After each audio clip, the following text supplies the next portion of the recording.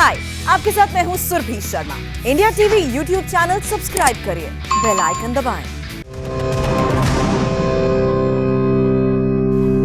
Corona पर India TV के स्वास्थ्य सम्मेलन में अब हमारे साथ देश के स्वास्थ्य मंत्री डॉक्टर हर्षवर्धन जुड़ रहे हैं। डॉक्टर साहब, बहुत बहुत स्वागत है आपका इंडिया टीवी पर।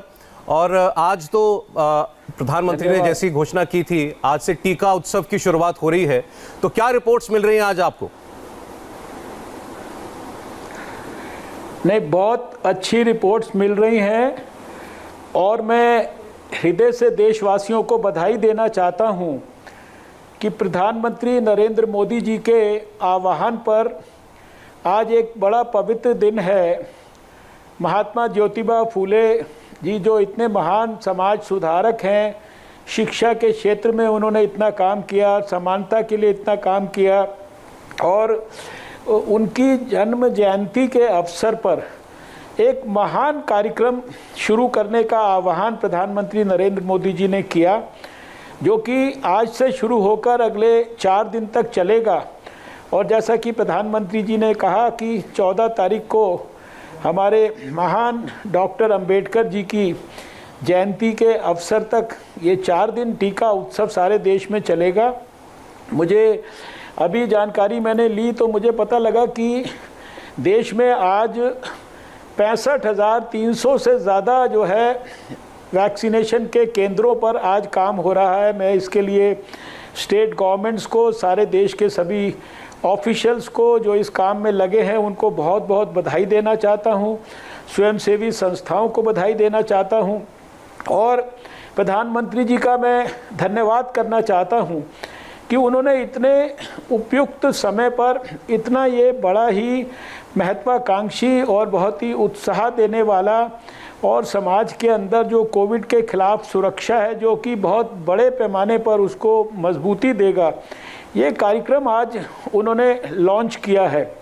देखिए, आज प्रधानमंत्री जी ने सारे देशवासियों को पत्र लिखा है और पत्र में उन्होंने 3-4 बातें जो कही हैं, जिसमें उन्होंने ईच वन वैक्सीनेट वन की बात की है, each one treat one, each one save one की बात की है, माइक्रो कंटेनमेंट जोन्स की बात की है, और वैक्सीनेशन के लिए जो प्रायोरिटी ग्रुप्स हैं, जो कि वैक्सीनेशन के लिए आज की समय में जो कि उसको अवेल कर सकते हैं, उनको मोबिलाइज करने के लिए, उनकी सहायता करने के लिए लोगों से अपील की है। और वैक्सीन किसी भी कीमत पर वेस्ट ना हो, जीरो वेस्टेज पर हम सारे देश के अंदर वैक्सीन को लेकर आएँ, इसके लिए उन्होंने बहुत सुंदर सुंदर बातें जो हैं आज देशवासियों से अपील के रूप में की हैं। और मुझे पूरा विश्वास है कि आज जो ये टीका उत्सव प्रारंभ हुआ है प्रधानमंत्री जी के आह्वान पर, ये एक महत्वपूर्ण इसका जो है योगदान होगा कोविड के खिलाफ जो हमारी लड़ाई है उसको सफलतापूर्वक जीतने के लिए। इसके लिए मैं पुनः प्रधानमंत्री जी को भी बधाई देता हूं। और आपने अपने कार्यक्रम में मेरे से बातचीत की शुरुआत ही टीका उत्सव से की है, इसके लिए मैं आपका धन्यवाद करता हूं। और आपका इंडिया टीवी का विशेष रूप से इसलिए भी धन्यवाद करता हूं कि आज जब सारा देश कोविड के खिलाफ संघर्ष कर रहा है, उस समय इंडिया टीवी ने इसको एक स्वास्थ्य के इतने महत्वपूर्ण विषय को इतना आपने प्रायोरिटी दी है कि सारा दिन भर आप देश के प्रमुख लोगों से, मुख्यमंत्रियों से और स्वास्थ्य मंत्रियों से और सभी संबंधित लोगों से बातचीत कर रहे हैं। शायद इसके कारण जितनी बड़ी देश में जो अवेयरनेस जनरेट होगी, और विशेष रूप से जो प्रधानमंत्री जी भी आग्रहपूर्वक आज पत्र में भी उन्होंने दोहराया है और लगातार 1 साल से ज़्यादा समय से दोहरा रहे हैं कि हमें जो कोविड अनुकूल जो अपना व्यवहार है जी, इसमें किसी भी प्रकार की कमी नहीं रखनी है।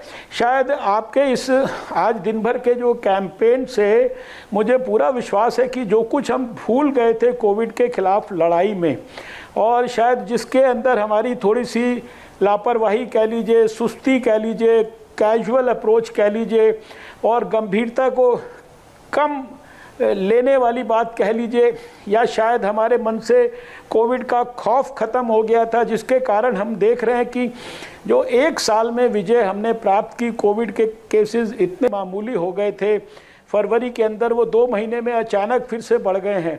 तो आज आपके कार्यक्रम से और जो प्रधानमंत्री जी ने अपील की है और जो ये टीका उत्सव है, ये सब इसमें सफलता की ओर दोबारा से वापस लेकर जाने में हमें बहुत महत्वपूर्ण योगदान देंगे।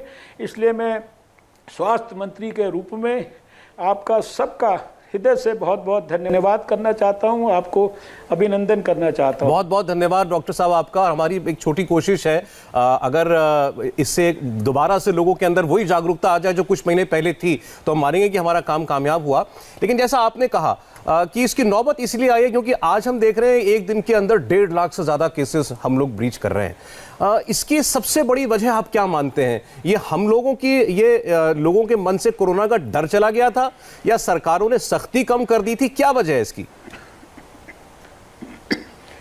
देखिए, खाली एक वजह और उसमें हम कहें कि केवल ये जो लोग हैं उनकी इसको कैजुअल अप्रोच या लापरवाही को तो मैं खाली दोषी नहीं मानूंगा, लेकिन सब प्रकार के इसमें फैक्टर्स कंट्रीब्यूट कर रहे हैं। शायद कोविड अप्रोप्रिएट बिहेवियर को अपनाने में, मास्क को लोगों को पहनवाने में, जिस प्रकार की जो हम लोग पहले चेकिंग करते थे, बीच में जो है टोकने का भी काम होता था, बीच में फाइन का भी काम हुआ, लगातार उसका आग्रह होता था, वो आग्रह भी समाप्त हुआ। सरकारों की तरफ से भी शायद उसके अंदर जो सख्ती अपनानी चाहिए थी वो नहीं। प्रोटोकॉल्स जो बनाए गए भारत सरकार के द्वारा, जो साल भर काफ़ी गंभीरता से फॉलो करने का प्रयास हुआ, उसमें फॉलो करने के प्रक्रियाओं में ढील हुई। और उसके साथ साथ जो समाज में भी जो सोशल गैदरिंग्स वगैरह बड़े पैमाने पर शुरू कर दी, जो जितने लोग अलाउड थे उससे कई गुना ज़्यादा लोग आने लगे, वो भी मास्क नहीं पहनते थे, फिज़िकल डिस्टेंस, सोशल डिस्टेंस, 2 गज की दूरी ये नहीं अपनाते थे। और फिर ट्रैवल जितना होता था उसके अंदर भी जो है सोशल डिस्टेंसिंग के नॉर्म्स लोग भूल गए थे। ये बहुत सारे फैक्टर्स हैं। फिर बहुत सारी ऐसी एक्टिविटीज़ हो रही हैं, मास उसमें गैदरिंग्स के अंदर भी जो है कोई ठीक से कोविड अप्रोप्रिएट बिहेवियर को नहीं अपना रहा था। ये सारे फैक्टर्स ने निश्चित रूप से, और जो आपने अपनी खुद ही कहा सवाल के अंदर कि लोगों में शायद खौफ भी ख़त्म हो गया था, उसका कारण ये है कि इतने बड़े देश में हमने अपनी जो फैटेलिटी रेट है उसको इतना लो रखा है। आज भी 1.27 हमारा फैटेलिटी रेट है देश के अंदर, दुनिया के अंदर सबसे कम। तो लोगों को निश्चित रूप से, जिनके परिवार के अंदर कोई जिनकी मृत्यु हो गई कोविड से, वो तो निश्चित रूप से अभी भी भयभीत हैं। लेकिन जिन्होंने देखा अपने आसपास की बहुत लोगों को हुआ, ज़्यादातर लोगों को सिम्टम नहीं होते थे, थोड़ा बहुत आइसोलेशन हुआ, थोड़े दिन बाद वो ठीक हो गए, और लोगों ने देखा कि 100 में जो है 98-99 लोग तो ठीक ही हो जाते हैं। तो धीरे धीरे लोगों ने इसको जो है लापरवाही के रूप में लेना शुरू किया, इसका खौफ खत्म हुआ। तो ये मल्टीपल फैक्टर्स हैं, एक फैक्टर को हम इसके अंदर नहीं कह सकते। लेकिन डॉक्टर साहब, हम लोगों से जब बात करते हैं तो वो एक सवाल जरूर पूछते हैं कि अब तो टीके लग रहे हैं और लाखों लाख टीके रोज लगाए जा रहे हैं, हम 10 करोड़ डोजेज एडमिनिस्टर कर चुके हैं, फिर क्यों ये मामले आ रहे हैं इतने? देखिए, आप समझने की कोशिश करिए कि जो टीका है वो हमारे समाज में एक प्रकार से, समाज में जब हम लगाना शुरू करते हैं तो वो हमारी इम्यूनिटी को स्ट्रेंथन करता है, कोविड के खिलाफ लड़ने की जो क्षमता है उसको जो है और ज़्यादा मजबूत करता है। लेकिन खाली टीका लगाकर हम इसको, बीमारी को काबू कर सकते हैं। टीके से ज़्यादा ज़रूरी पहले जो है वो देश के लोगों के लिए प्रिकॉशन लेना है। और टीका उस सारे काम के अंदर जो कोविड के खिलाफ जंग के जो बेसिक नियम हैं, कार्डिनल प्रिंसिपल्स हैं, उसमें निश्चित रूप से बहुत सप्लीमेंट्री उसका बहुत बड़ा योगदान है। और वो भी बहुत तेज़ी से हमारे देश के अंदर हो रहा है। आपने देखा कि दुनिया में फास्टेस्ट हमने स्पीड से 10 करोड़ से ज़्यादा वैक्सीनेशन की डोजेस जो है देश के लोगों को दे दिया। आज अमेरिका जो शायद सबसे ज़्यादा तेज़ी से दे रहा था, उससे भी ज़्यादा हमारी स्पीड डेली जो है करने की है। तो टीकाकरण अपनी जगह है, इसका अपना महत्व है और इसको भी पूरी प्रामाणिकता से और पूरे डायनेमिज्म से करना है। इसीलिए आज टीका उत्सव प्रधानमंत्री जी ने शुरू कराया इतने पवित्र दिन पर। ये भी हमें करना है, इसकी भी बार बार हम अपील देशवासियों से करेंगे कि भाई आपको जो भारत सरकार ने फैसिलिटी दी है, इतना ज़्यादा प्रधानमंत्री जी ने उसके लिए विजनरी अप्रोच से वैज्ञानिकों को प्रोत्साहित किया। हमारे वैज्ञानिकों ने इतने समय में, कम समय में वैक्सीन हमारे लिए उपलब्ध कराई हैं। फिर 35,000 करोड़ रुपया खाली एक साल में बजट में स्पेशली जो है सारे भारत के लोगों को जो भी प्रायोरिटी ग्रुप्स हैं उनके लिए वैक्सीन उपलब्ध कराने के लिए रखा गया। शायद इतने बड़े लेवल पर कभी इस तरीके से नहीं सोचा गया होगा। सारे देश में बिना किसी प्रकार का बोझ स्टेट गवर्नमेंट्स पर डाले हुए पूरा का पूरा बोझ भारत सरकार ने अपने सिर पर लिया और उसको टीके को भी सारे देश में उपलब्ध कराया जा रहा है। तो टीकाकरण को भी सुदृढ़ करना है, लेकिन जो कोविड अनुरूप बिहेवियर है, ये जो मास्क है, ये जो सोशल वैक्सीन है और जो 2 गज की दूरी है और हाथ को बार बार साबुन से हाथ को धोते रहना है, ये हमें नहीं भूलना है। और अभी जब तक कोविड पर ठीक प्रकार से नियंत्रण नहीं होता तो ये बड़ी बड़ी गैदरिंग्स में जाना और वहाँ पर सारे नियमों को तोड़कर और भीड़ करना, एक साथ बैठकर गप मारना, मास्क को हटाकर एक साथ एक टेबल पर 20-20 लोग खाना खाते हैं, ये सारी चीज़ें जो है हमको जो है इनके अंदर अभी। डॉक्टर साहब, राज्यों की बात बाद में करूंगा, लेकिन मैं आपसे ये जरूर पूछना चाहता हूं कि जो 4 दिन का हम टीका उत्सव मना रहे हैं, इसमें आपका टारगेट क्या है? कितने लोगों तक पहुंचने की कोशिश है? देखिए, इसमें नंबर्स का कोई ये एक मैंने बार बार ये सवाल पूछा जाता है, तो मैं यही कहता हूं कि ये एकदम डायनेमिक प्रोसेस है। हमें जितना भी अति उत्साह से इस काम को जितना जल्दी हम पूरा करते हैं, देखिए सरकार ने तो 65,000 स्थानों पर आज सुविधा उपलब्ध कराई हुई है। सरकारी केंद्रों पर जो है टीका बिल्कुल फ्री में उपलब्ध है सारे देश के लोगों के लिए, और कोई भी जो है कोविन प्लेटफॉर्म पे टेलीफोन की मदद से और वेबसाइट पे जाकर वो अपना रजिस्ट्रेशन कर सकता है। इवन वॉक इन करके भी उसको वहाँ पर टीके की सुविधा उपलब्ध है।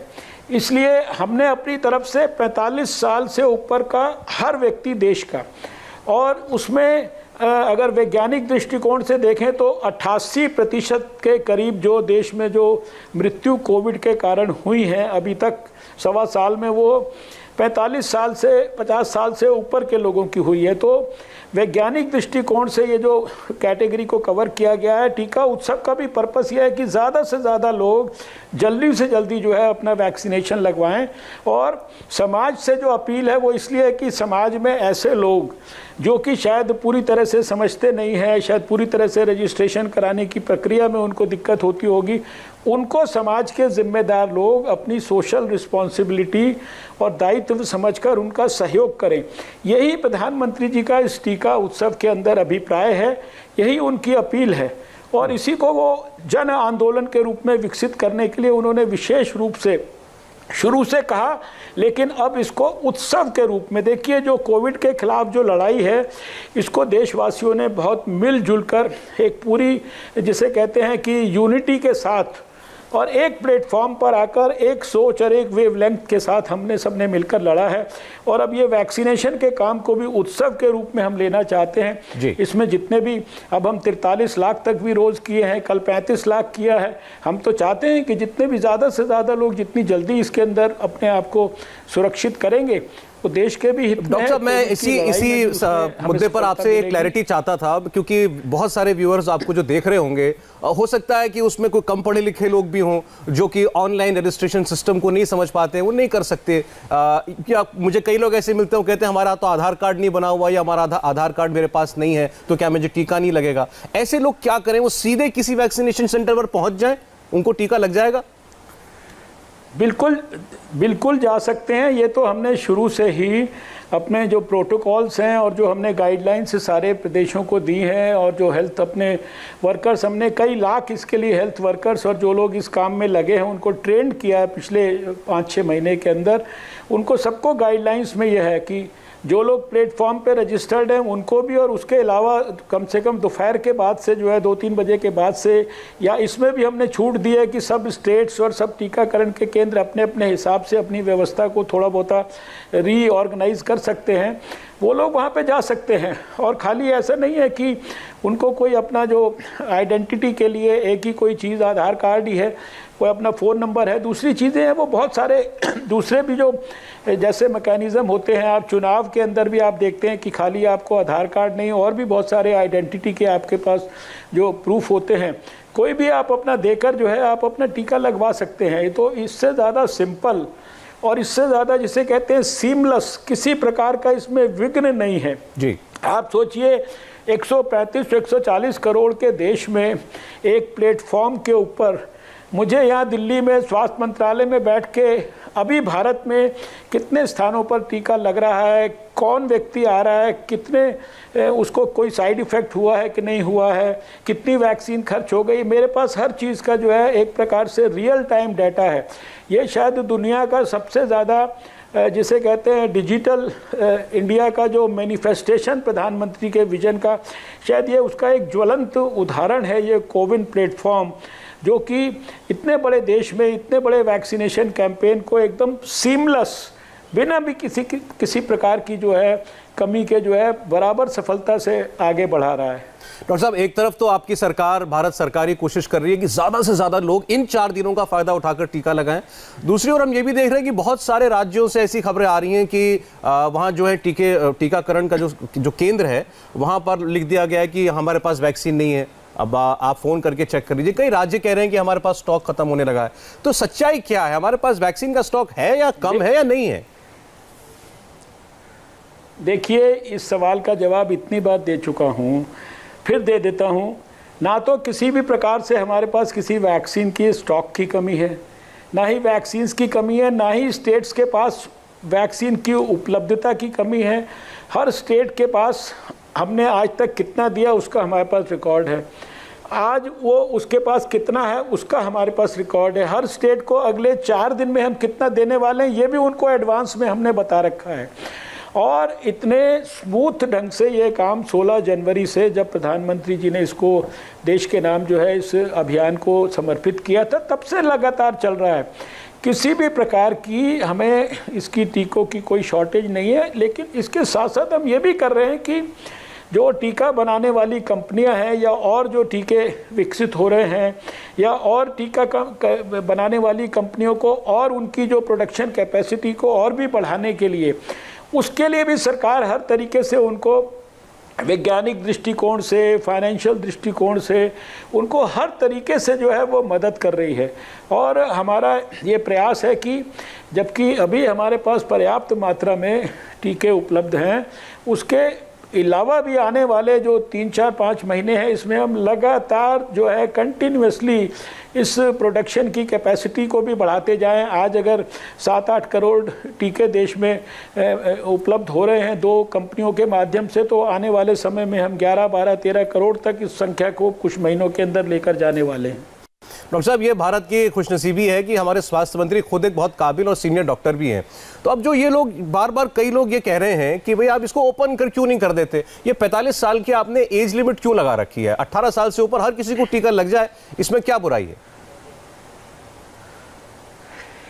देखिए, इस सवाल को कई बार रखा गया है, राजनीतिक दृष्टि से बहुत सारे लोग इस तरह की बातचीत भी कर रहे हैं। मैंने कई बार ये बात कही है कि इस टीके से जुड़े हुए जितने भी विषय हैं, इसके लिए अगस्त के महीने में प्रधानमंत्री जी ने नैगवैक की स्थापना कराई थी, जो कि है national expert group for vaccine administration. इसमें बड़े बड़े प्रोफेशनल डॉक्टर्स हैं, बड़े बड़े इसमें वैज्ञानिक हैं, सारी इसमें प्रमुख स्टेट्स का रीजन के हिसाब से रिप्रेजेंटेशन है, और भी जो स्टेक होल्डर्स हैं, ये सारे लोग इसके अंदर हैं। सारी गहराई से वैक्सीन के बारे में जो नीति है उसको बनाया जाता है, और उस नीति में सारा जो साइंटिफिक बैकिंग और इंटरनेशनल जो बैकिंग है, विश्व स्वास्थ्य संगठन की रिकमेंडेशंस हैं, देश की नीड्स हैं, डायनेमिक जो वायरस का बिहेवियर है, ये सारी बातों को ध्यान में करके ये प्रायोरिटी ग्रुप्स बनाए गए हैं। और विश्व स्वास्थ्य संगठन का भी कहना है कि जो सबसे ज़्यादा वल्नरेबल है उसको सबसे पहले, क्योंकि टीके का सबसे ज़्यादा उपयोग ये है कि टीका लगाने के बाद अगर आपको वायरस इफ़ेक्ट भी करता है तो शायद वो आपको मृत्यु की तरफ ले जाने में मेरा ख्याल से सफल नहीं होगा। इसलिए जिनको सबसे ज़्यादा प्रभावित होकर जिनकी मृत्यु होने की या उस तरह की स्थिति में पहुंचने की थोड़ी भी संभावना है उनको सबसे पहले प्रोटेक्ट करना, जो सबसे ज़्यादा रिस्क में है। इसलिए आपने देखा हमने हेल्थ वर्कर से अपनी बात को शुरू किया, फ्रंट लाइन वर्कर्स को लिया, फिर 60 साल से ऊपर वालों को लिया, फिर 45 साल से 59 वाले बीमार लोगों को लिया, और उसके बाद अब हमने 45 साल से ऊपर के सब लोगों को ले दिया। हम कहते हैं ये जो ग्रुप्स आज प्रायोरिटी ग्रुप्स हैं, इनको ज़्यादा से ज़्यादा लोगों को जैसे ही ये ग्रुप्स के अंदर वैक्सीनेशन हो जाएगा तो स्वाभाविक है कि फिर जो अगली कैटेगरी है उसके बारे में भी एक्सपर्ट ग्रुप चिंता करेगा। हम लोग लगातार जो इंटरनेशनल गाइडलाइंस हैं विश्व स्वास्थ्य संगठन की, उनको भी फॉलो कर रहे हैं और इस बात को भी देख रहे हैं कि देश में आज कितनी हमारी प्रोडक्शन कैपेसिटी है। किसी भी तरीके से, किसी भी प्रकार से हमारे देश के लोगों को वैक्सीन की कमी का सामना ना करना पड़े, तो जहां वैक्सीन के स्टॉक्स उपलब्ध रखना और दूसरी तरफ वैक्सीन के आगे प्रोडक्शन की जो है कोशिश करना, तीसरी तरफ जिनको सबसे ज़्यादा प्राण रक्षा करने के लिए बचाना है उनको वैक्सीनेशन कराने के लिए उत्साहित करने के लिए प्रधानमंत्री जी का ये इतना बड़ा जो आज टीका उत्सव प्रारंभ हुआ है। तो हम तो हर तरीके से जो है इस सारे मूवमेंट को सुदृढ़ करना चाहते हैं जी। इसके अंदर अब ये जो राजनीतिक बात को मन में रख के जो बहुत सारे बयान दिए जा रहे हैं, अब उन पे मेरे को कोई चर्चा करनी नहीं है। डॉक्टर साहब, दरअसल क्या है, आप ये बात तो ठीक है कि इसमें राजनीति तो कुछ ना कुछ होगी जरूर, लेकिन जो राज्य सरकारें, कई राज्य सरकारें, उनका कहना यह है कि भाई वैक्सीन के ऊपर अब केंद्र सरकार को अपनी पकड़ थोड़ी ढीली करनी चाहिए, इसका विकेंद्रीकरण करें, हमें इख्तियार दें, हम खरीदेंगे वैक्सीन, हम ये तय करेंगे हमें किसको लगानी है, हर चीज केंद्र क्यों तय करेगा? देखिए, आप इसको इस तरह से समझिए कि देश की वैक्सीनेशन कितना प्रोडक्शन है, अभी शॉर्टेस्ट पॉसिबल टाइम में देश ने वैक्सीन उपलब्ध करा दी वैज्ञानिकों की सहायता से, और कितनी उनकी प्रोडक्शन कैपेसिटी है वो भी जो है फिक्स्ड है। और ये तो जो स्टेट गवर्नमेंट्स हैं उनको धन्यवाद करना चाहिए प्रधानमंत्री नरेंद्र मोदी जी का कि पूरा का पूरा खर्चा हम वहन कर रहे हैं। अगर हम ये गाइडलाइंस ना बनाएं, अगर इसको ये सारी जो स्टैंडर्ड ऑपरेटिंग प्रोसीजर्स ना अपनाएं, तो क्या इतना बड़ा कैंपेन देश में इतने स्मूथली चल सकता है? It can't be free for all. अभी ये इमरजेंसी यूज़ ऑथराइजेशन है। इमरजेंसी यूज़ ऑथराइजेशन का मतलब होता है कि हर चीज़ को बहुत ही पैने तरीके से वैज्ञानिक दृष्टिकोण से उसके ऊपर नज़र भी रखनी है, उसके अंदर कोई किसी किस्म की कॉम्प्लिकेशंस ना हो, इसकी भी सारी हमें चिंता करनी है। इसलिए आज ये कहीं पूरी दुनिया के अंदर कहीं इस तरीके से वैक्सीन कोई मार्केट के अंदर या उस तरीके से उपलब्ध नहीं है। हर जगह पे ये कंट्रोल्ड वे में इसका इस्तेमाल हो रहा है, क्योंकि अभी आप जानते हैं वायरस जो है उसका अपना जीवन भी जो है वो 15 महीने 16 महीने का है। दिसंबर के 31 तारीख को 2019 में इसके बारे में पहली दफ़ा केसेस के बारे में बातचीत शुरू हुई थी। जनवरी के पहले सप्ताह में 2020 में WHO ने रिपोर्ट किया, तो 16 महीने के अंदर इसकी सारी वायरस की अभी हिस्ट्री है। वैक्सीन डेवलपमेंट की भी हिस्ट्री जो है 1 साल से कम पीरियड की है। वैक्सीन को लगाने की जो हिस्ट्री है वो भी 3 महीने के करीब की है, ज़्यादा से ज़्यादा जो है अभी समझ लीजिए 16 तारीख को उसमें भी 3 महीने होंगे। तो ये सारी चीज़ें सरकार बहुत ही गहराई से सारे देश को कोविड से लड़ने की जो टेक्निक थी, उसके लिए जितने भी स्टैंडर्ड प्रोसीजर्स थे, गाइडलाइंस थी, ये हमने 17 जनवरी 2020 को देश को बना के दी, और उसके बाद से सैकड़ों गाइडलाइंस समय के हिसाब से हम बराबर बदल कर इम्प्रूवमेंट कर समय की आवश्यकता के हिसाब से सारे देश को दे रहे हैं। इसलिए इस तरह की जो बातें जो की जा रही हैं, ये हमारे पास जब व्यक्तिगत तौर पर या हमारी जो वीडियो कॉन्फ्रेंसिस में सारे देश से लगातार बातचीत हुई है, प्रधानमंत्री जी ने मुख्यमंत्रियों से बात की है, मैंने स्वास्थ्य मंत्रियों से बात की है, अधिकारियों ने अपने लेवल के सारे देश के अधिकारियों से बात की है, हम लोगों ने इवन DM लेवल्स तक भी जो है बातचीत की है। तो सारी चीज़ें बहुत हमने प्रामाणिकता से शेयर की हैं, लोगों को हेल्प किया है, गाइड किया है, सारे जितने उनके लिए फाइनेंशियल सपोर्ट से लेकर PPE किट तक, N95 मास्क तक, वेंटिलेटर तक, दवाइयों तक, अब आज वैक्सीन तक, और जो टेस्टिंग किट्स तक, और लेबॉर्ट्रीज़ की स्थापना सारे देश में, ये सारी हमने पूरी चीज़ों में भारत सरकार ने पूरे निष्पक्षता से सारे देश को सपोर्ट किया। जी सर, ठीक। डॉक्टर साहब, जैसे आपने बताया कि हमने एक दिन में 43 लाख टीके तक भी लगाए, वो एक रिकॉर्ड है, तो क्या आप एक आइडिया दे सकते हैं कि हमारी प्रोडक्शन कैपेसिटी कितनी है? क्योंकि फिलहाल हम 2 ही वैक्सीन यूज कर रहे हैं भारत में, वो किस मात्रा में हम निर्मित कर पाते हैं उसको? मैंने बताया ना आपको, शायद मैंने अभी आपको ये बताया कि अभी जो हमारी जो 2 कंपनियां हैं, ये मोटे तौर पर मैं समझता हूँ कि मिल के ये 7-7.5 करोड़ वैक्सीन की डोजेज अभी बनाती हैं। और शुरुआत में इन्होंने एक महीने में सर डोजेज जो है ये 7-7.5 करोड़ एक महीने में बनाती हैं? 1-2 महीना पहले भी हाँ जी, 1 महीने में। अच्छा। और इसको भी हम रैंप अप करके, इनको सपोर्ट करके, इसको भी आगे 11, 12, 13 करोड़ तक ले जाने के लिए, इसके लिए उनको लगातार वो धीरे धीरे करके हर महीने आप देखेंगे कि ये कैपेसिटी बढ़ती जाएगी। इसके साथ साथ अभी करीब 6 वैक्सीन ऐसी हैं जो क्लिनिकल ट्रायल के विभिन्न फेजेस में हैं। कुछ जो है एडवांस्ड हैं, कुछ जो है फर्स्ट सेकंड फेज में है। ये वैक्सीन्स भी अगले महीनों में धीरे धीरे करके ये इमर्ज करेंगी सीन के ऊपर। प्री क्लिनिकल ट्रायल के अंदर भी करीब 1 दर्जन से ज़्यादा वैक्सीन्स हैं जिनके ऊपर जो अभी एनिमल ट्रायल्स की स्टेजेस में हैं। तो काम हर स्तर पर हो रहा है। जिस भी तरीके से देश के लोगों को बचाने के लिए, देश के लोगों को कोविड से सुरक्षा देने के लिए भारत सरकार को जो कुछ भी करना है, सारी स्टेट गवर्नमेंट्स को सपोर्ट करना है, वैज्ञानिकों का सपोर्ट लेना है, पूरे मेडिकल प्रोफेशन का, कोरोना वॉरियर्स का, ये सारे काम। और सारे देश में जो कैपेसिटी है बेड्स की 18-20 लाख तक जो है, लगभग 19 या 20 लाख के करीब जो है इस समय जो हमारी कोविड डेडिकेटेड हॉस्पिटल्स और हेल्थ फैसिलिटीज़ और कोविड केयर सेंटर्स हैं, उनमें बेड्स हम लोगों ने बनाए हैं। 12,000 से ज़्यादा क्वारंटाइन सेंटर्स बनाए हैं। एक लेबॉर्ट्री से 2,450 लेबॉर्ट्रीज़ जो है पूरे भारत में, यानी एक लेबॉर्ट्री थी पिछले साल इस समय पे मार्च के महीने के अंदर, आज 2,450 हमने देश में जो है जहाँ ये सुविधा जो है। और ये वाला टेस्ट जो है देश के लोगों को पता नहीं होगा, ये 6-7 साल पहले ये टेस्ट जो है वायरस का, इसका सैंपल अमेरिका जाता था, वहाँ से टेस्ट होके आता था। आज हिंदुस्तान में 97% हिंदुस्तान ऐसा है कि 2-3 किलोमीटर आप चलिए तो आपको एक लेबॉर्ट्री ऐसी मिल जाएगी जहाँ की आप ये टेस्ट करा सकते हैं अपना। एक दिन में 13 लाख 14 लाख, कल भी हमने 13 लाख से ऊपर टेस्ट किए हैं। 26 करोड़ के करीब टेस्ट जो है भारत में हम कर चुके हैं जी कोविड के खिलाफ।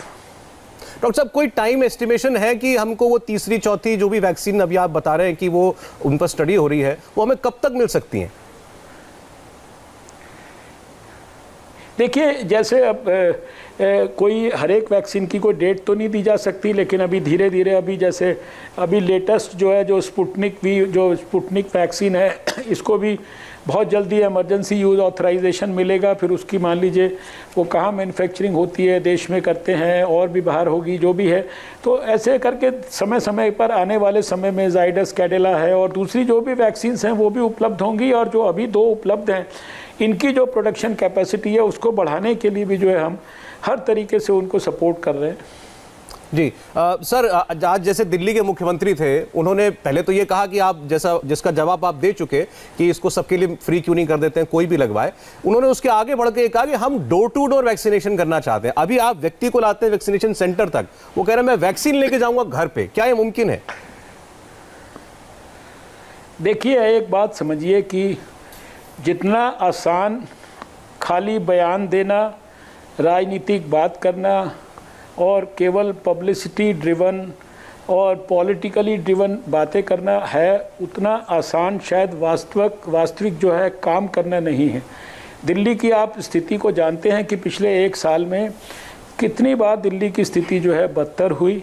2 बार तो केंद्र सरकार को, स्वयं होम मिनिस्टर को और हमको जो है प्रधानमंत्री नरेंद्र मोदी जी ने कहा कि आप लोग जाकर उनकी मदद करिए, उसको स्थिति को संभालने के लिए पूरा केंद्र सरकार ने मदद किया, आज भी कर रही है। देखिए, हर एक जो बीमारी होती है, हर एक जो वैक्सीन होती है, उसको देने की एक स्ट्रैटेजी होती है। और इस वैक्सीनेशन में आप देखते हैं कि इसके लिए देने वाले लोग भी हैं, ऐसे लाखों लोगों को ट्रेंड किया गया है। फिर वैक्सीन जो है ये एक इंजेक्शन के रूप में दी जाती है। 30 मिनट तक उसका ऑब्जर्वेशन होता है, उसी स्थान पर हर एक व्यक्ति का एक छोटे से छोटा साइड इफ़ेक्ट रिकॉर्ड होता है, जिसका मैं रियल टाइम डाटा पूरे देश का किसी समय पे भी दे सकता हूँ, क्योंकि कोई भी कॉम्प्लिकेशन हो सकता है, कोई भी साइड इफ़ेक्ट हो सकता है। तो ये उस तरह की चीज़ नहीं है कि इसको आप घर घर जाकर उस तरीके से दे सकते हैं। अभी हमारा कहना है, जो आपने सेंटर्स बनाए हैं, वहाँ पर जो आपने लिस्ट दी हैं, वहाँ पर तो सारे लोगों को आप अपने पहले वैक्सीनेट करके कंप्लीट कराइए काम को। जो है ये नए नए सजेशंस देना जो है ये आसान ज़रूर है सजेशन देना, लेकिन वास्तविकता को उसको वैज्ञानिक धरातल के ऊपर उनको जो है स्क्रूटनी करा के पास कराना जो है वो उतना आसान नहीं है। डॉक्टर साहब, आखिरी सवाल है मेरा आपसे। हर व्यक्ति के मन में इस वक्त डर है लॉकडाउन का, क्योंकि मामले इतने बढ़ रहे हैं। क्या आपको लगता है कि वो समय भी आ सकता है कि एक बार फिर हमें लॉकडाउन का सहारा लेना पड़े? देखिए, व्यक्तिगत तौर पर अब कोई लॉकडाउन करने की ज़रूरत है या ऐसी नौबत आ जाएगी, मुझे व्यक्तिगत तौर पर नहीं लगता। और मैं व्यक्तिगत तौर पर अब किसी लॉकडाउन के उस तरीके से फेवर में नहीं हूँ। उससे ज़्यादा लोगों को प्रोत्साहित किया जाए, उत्साहित किया जाए, मोटिवेट किया जाए, रिमाइंड किया जाए, आग्रह किया जाए, उनसे हाथ जोड़ के निवेदन किया जाए कि भाई ये सोशल वैक्सीन है, कोविड अनुरूप व्यवहार, इसको फॉलो करो। अपनी जो पब्लिक की गैदरिंग्स हैं, सोशल गैदरिंग्स हैं, उनमें नियमों का पालन करो। दोबारा से जो आपने पिछले साल लॉकडाउन के दौरान पालन किया, लॉकडाउन के दौरान सीखा, साल भर जो नियमों का पालन किया, उनको एक बार 1-2 महीना भी अगर ठीक से देश ने कर लिया तो जितनी तेज़ी से केसेस ऊपर गए हैं उतनी ही तेज़ी से नीचे आ जाएंगे, ये मुझे पूरा विश्वास है। देखिए, लॉकडाउन जिस समय ज़रूरत थी तो वो फैसला भी जो है प्रधानमंत्री जी ने करने में कोई संकोच नहीं किया। सारे देश की हमें कैपेसिटी को डेवलप करना था, लोगों को जो है ट्रेंड करना था, वर्कर्स को ट्रेंड करना था, वो सारा काम अब हम कर चुके हैं। सारे देश में जो लड़ाई लड़ने वाले डॉक्टर हैं, नर्सिस हैं, एक्सपर्ट्स हैं और साथ में समाज है, सब लोग सीख चुके हैं कि कोविड से लड़ना कैसे है। अब वो कैसे लड़ना जो सीखा है उसको सिर्फ फॉलो करना है, इम्प्लीमेंट करना है। इसलिए मुझे व्यक्तिगत तौर पर नहीं लगता कि ऐसी स्थिति आ जाएगी कि कोई लॉकडाउन बिल्कुल इमिनेंट हो जाएगा, और शायद उसकी ज़रूरत भी नहीं है। लोगों से मेरी अपील है, आप केवल ये बेसिक नियमों को पालन करिए। 2 गज की दूरी की बात जो है इसको मत भूलिए। प्रधानमंत्री जी ने बहुत ही इसको पैशन के साथ 2 गज की दूरी शब्द का इस्तेमाल किया था। और इसी तरीके से जो ये मास्क की बात है, ठीक प्रकार से मास्क को लगाना ये बहुत ज़रूरी है। मास्क खाली आपके हाथ में है, जेब में है या आपके गले पे लटका है, ये आवश्यक नहीं है। मास्क हर समय आपके नाक को और मुंह को अच्छी तरह से ढके हुए है, ये बहुत ज़रूरी है। और बार बार आपको साबुन से हाथ धोने में क्या तकलीफ़ होती है, कोई ये बड़ा मुश्किल काम नहीं है।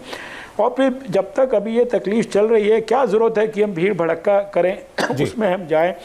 माइक्रो कंटेनमेंट जोन के बारे में प्रधानमंत्री जी ने कहा कि अभी सरकार की व्यवस्था का इंतजार मत करिए, लोग खुद ही माइक्रो कंटेनमेंट जोन्स जो है वो बनाएं। और जो हमारी बेसिक स्ट्रैटेजी थी कि हम टेस्टिंग करेंगे, ट्रैकिंग करेंगे, सर्वेलेंस करेंगे, ट्रीटमेंट करेंगे, जल्दी से जल्दी आइसोलेशन करेंगे, क्वारंटाइन करेंगे, कॉन्टैक्ट ट्रेसिंग में एक आदमी जिसको पॉजिटिव पता लगता है उसके 20-20, 30-30, 40-40 कॉन्टैक्ट। शुरू में पहले केस के हमने 162 कॉन्टैक्ट ट्रेस किए थे, जो मेडिकल स्टूडेंट जो वुहान से आया था। तो वो सारी स्प्रिट जिससे 2020 में लड़ाई लड़ी, वो सारी स्प्रिट को दोबारा से रिवाइव करके उसी को फॉलो करना है। 1-2 महीने में सब कुछ कंट्रोल हो सकता है अगर हम सब ने गंभीरता से इन बातों को लिया तो। आपकी बातों से बड़ा आश्वासन मिला है डॉक्टर साहब, बहुत बहुत शुक्रिया हमसे बात करने के लिए। इंडिया टीवी पर कोरोना पर स्वास्थ्य सम्मेलन में आप सुन रहे थे देश के स्वास्थ्य मंत्री डॉक्टर हर्षवर्धन को।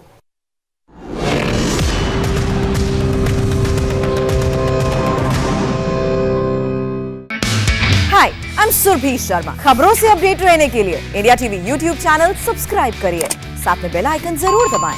जुड़े रहें इंडिया टीवी के साथ।